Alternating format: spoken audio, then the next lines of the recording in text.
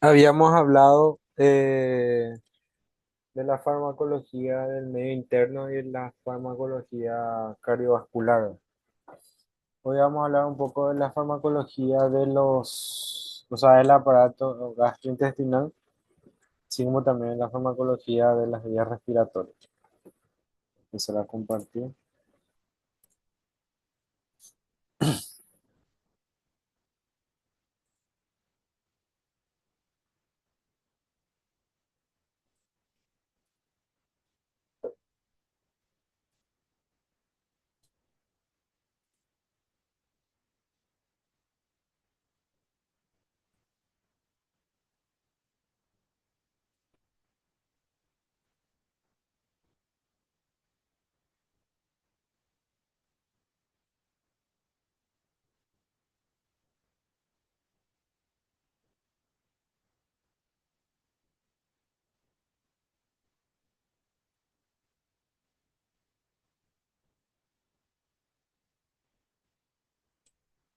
Bueno, vamos a hablar un poco de lo que es la farmacología gastrointestinal. Nosotros tenemos que saber que el aparato gastrointestinal, también conocido como tracto digestivo o sistema digestivo, es un sistema complejo de órganos que se conectan entre sí y trabajan juntos. ¿Para qué? Para digerir los alimentos y absorber los nutrientes que nosotros necesitamos, ¿verdad?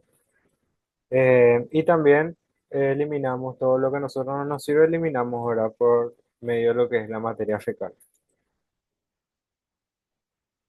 Los componentes van desde la boca, donde comienza lo que es el proceso de la digestión con la masticación. Luego está la faringe, que es la que conecta la boca, o sea, la garganta.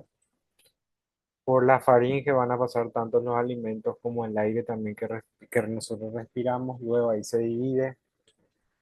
Y lo que corresponde al tracto gastrointestinal sería el esófago, que es un tubo muscular que va desde lo que es la faringe hasta el estómago. Luego tenemos el estómago, que es un órgano en forma de J, donde los alimentos se mezclan con los jugos gástricos, que son ácidos, para continuar con lo que es la digestión. Luego tenemos el intestino delgado, que es un tubo larguísimo, donde ocurre la mayor parte de lo que es la digestión química y la absorción de los distintos nutrientes. Luego tenemos el intestino grueso, que ya es el colon, donde se absorben más agua y electrolitos. Eh, y donde se empieza a formar o a adquirir esa consistencia de lo que es la materia fecal, ¿verdad? Luego tenemos el recto, que es la porción final ya del intestino delgado, el intestino grueso, perdón, y luego tenemos el ano, que es el orificio por el cual salen todo lo que nuestro cuerpo no necesita, ¿verdad? Esta sería una imagen de lo que es el aparato digestivo. También tenemos algunos eh, órganos que participan directamente en lo que es el proceso de la digestión, como por ejemplo el hígado, que es también que secreta enzimas para poder digerir o absorber principalmente la parte de grasa. Las funciones, tenemos la función de ingestión, es la introducción de los alimentos y líquidos en el cuerpo a través de lo que es la boca. La digestión, que sería la descomposición de estos alimentos en moléculas mucho más que pequeñas que se puedan absorber, ¿verdad? Luego tenemos la absorción, que es el paso de los nutrientes digeridos desde lo que es el intestino, a través, se absorbe y pasa a lo que es la circulación para que pueda distribuirse a todo el cuerpo. La motilidad, movimiento de los alimentos a través del tracto digestivo mediante contracciones musculares. La secreción, que sería la liberación de enzimas digestivas, por ejemplo, ácido, bilis y otras sustancias que van a facilitar un poco lo que es la digestión. Y la excreción o defecación, que es la eliminación de los productos desechos que no son digeridos, ¿verdad? Que a nosotros no nos sirven. En resumen, el aparato gastrointestinal es un sistema vital que nos permite obtener los nutrientes esenciales de los alimentos para mantenernos con vida y funcionar correctamente. ¿Cuáles son algunas enfermedades clásicas de lo que es el tracto gastrointestinal? Tenemos Primero que nada, lo que es la úlcera péptica, que es una lesión o llaga que se forma en lo que es el revestimiento del estómago. Es como si fuera que tenemos el fuego, ¿verdad? Un fuego, pero en el estómago, ¿verdad? En la parte superior del intestino delgado o en el estómago y con menos frecuencia en el esófago. Estas úlceras son causadas principalmente por la infección por una bacteria que se llama Helicobacter pylori, que se puede generar o podemos llegar a tener si nosotros abusamos con algún tipo de medicamento, como por ejemplo los antiinflamatorios no esteroideos, los AINES. ¿Se acuerdan que nosotros habíamos hablado de los AINES? Que habían los selectivos de COX-1 y los no selectivos. O sea, los no selectivos y los selectivos de COX-2. Los no selectivos era que tú de la COX-1 y la COX-1 participaba en qué era, participaba en lo que es la producción, la protección gástrica. Si nosotros abusamos con los AINES, vamos a dejar de tener esa protección gástrica y eso va a favorecer o va a hacer que esta bacteria, el Helicobacter pylori, pueda infectar, ¿verdad? Esa zona y generar lo que es esa llaga, ¿verdad? Esa herida, esa úlcera dentro de nuestro estómago, ¿verdad? Los síntomas comunes incluyen dolor abdominal, náuseas, vómitos, pérdida de apetito y en casos graves inclusive puede llegar a ocasionar algún tipo de sangrado. Luego está la emesis, que es el vómito, que es la expulsión forzada de lo que es el contenido del estómago a través de la boca. Es un reflejo complejo controlado por el centro del vómito en el cerebro. Puede ser causado por una amplia gama de factores, incluyendo infecciones gastrointestinales, intoxicaciones alimentarias, mareos, migrañas, efectos secundarios de algún tipo de medicamento, el embarazo, la obstrucción intestinal y muchas otras condiciones. Luego está la diarrea, que es el aumento en la frecuencia de las deposiciones más de 3 veces al día, o también puede ser el aumento de la fluidez o el volumen de las heces.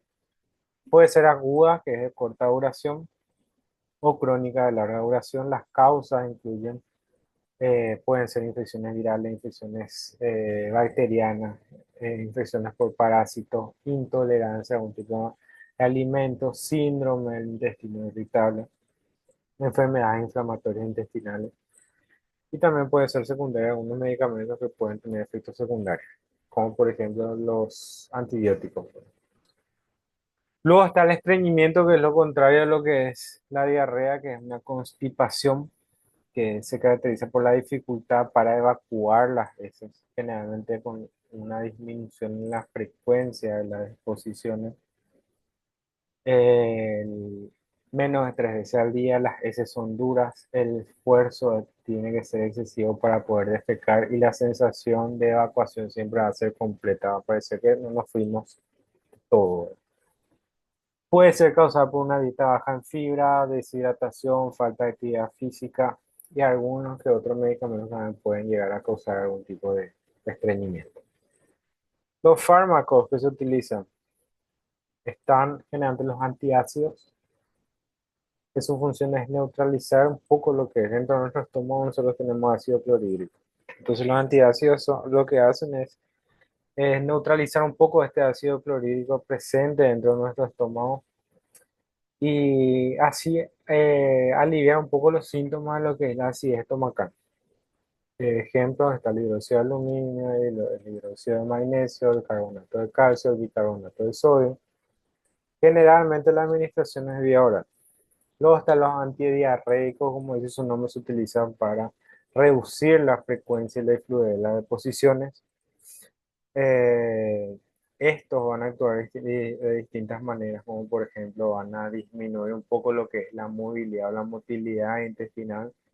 Eso va a hacer que se pueda absorber mucho más líquido porque la materia fecal en sí va a permanecer, va a tardar mucho más en fluir o en desplazarse dentro del intestino. Los ejemplos comunes están la loperamida, el subsalicilato, perdón, de bismuto. También se utilizan los probióticos para restaurar un poco lo que es la flora intestinal y la vía de administración generalmente es por vía oral. Luego están los antieméticos que previenen, alivian los síntomas de las náuseas y los vómitos. Actúan bloqueando los receptores del cerebro del vómito. Los ejemplos comunes, los ejemplos comunes está el ondacetrón, pero no veo bien no veo bien hasta ahora. Ondacetrón, ratito.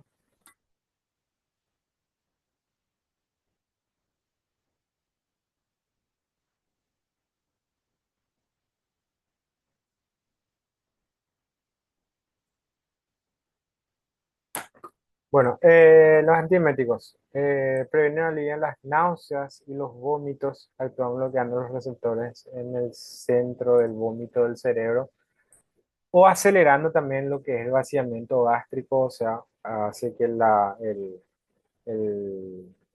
¿cómo se dice? El alimento que nosotros estamos consumiendo pase ya rápidamente lo que es el estómago a lo que es el intestino. Los ejemplos comunes son el ondansetron, la metoclopramida, la dimenhidrinato, que son los medicamentos que se utilizan generalmente. Y las vías de administración está la vía oral, la intravenosa, la intramuscular, por vía supositorios, que también son generalmente se utilizan más en pacientes pediátricos, y los parches transdérmicos también que se suelen utilizar. Pero los más comunes generalmente son por vía oral y por vía supositoria, ¿verdad? En casos de casos pediátricos y también la vía intravenosa. Nombres súper raros que tienen ahora me doy cuenta. Luego están los laxantes, que tienen varias funciones, como por ejemplo, facilitan lo que es la evacuación intestinal y alivian lo que es el estreñimiento. Están actúan de distintas formas, están los que forman un poco la parte del volumen, o sea, aumentan el volumen de las heces, estimulando un poco lo que es el movimiento intestinal. Están los osmóticos que atraen agua hacia lo que es el intestino. Eso hace que pueda evacuar con mucha más facilidad. Están los estimulantes que estimulan directamente los músculos del intestino para aumentar lo que es las contracciones y el movimiento peristáltico y poder eliminar mucho más rápido. Están los lubricantes también que recubren las heces del intestino, facilitando un poco lo que es el tránsito. Y las vías principalmente son la vía oral y la vía rectal. Están los antiespasmódicos que reducen los espasmos o contracciones musculares que serían dolores, ¿verdad? En esa zona, la zona del vientre, en la zona del intestino. Alivia un poco lo que es el dolor abdominal y los cólicos asociados con condiciones como el síndrome de colon irritable, el intestino irritable. Generalmente las vías de administración son la vía oral, intravenosa, intramuscular. Uno de los ejemplos más comunes es la buscapina. Otros fármacos están, por ejemplo, los inhibidores de la bomba de protones, que reducen la producción de ácido gástrico de forma potente y prolongada. Se utiliza para tratar las úlceras pépticas, el reflujo gastroesofágico y otras condiciones relacionadas con el exceso de ácido. Ahí entra un poco lo que es la omeprazol. Hay que tener en cuenta nomás que el uso prolongado puede acarrear diversos problemas de salud. Por ejemplo, los antiácidos pueden causar desequilibrio en lo que es la parte electrolítica y problemas renales. Los antidiarreicos pueden llevar a un estreñimiento severo. Los antieméticos pueden tener efectos neurológicos y cardíacos porque actúan a nivel cerebral. Los laxantes pueden generar deshidratación debido a que vamos a evacuar con mayor facilidad y vamos a traer también un poco más agua en esa zona y vamos a expulsar un poco más agua. Los antiespasmódicos pueden causar efectos anticolinérgicos. En general, la automedicación en sí no tiene que y el uso prolongado sin supervisión pueden enmascarar condiciones muchísimo más graves. Bueno, voy a dejar de compartir este.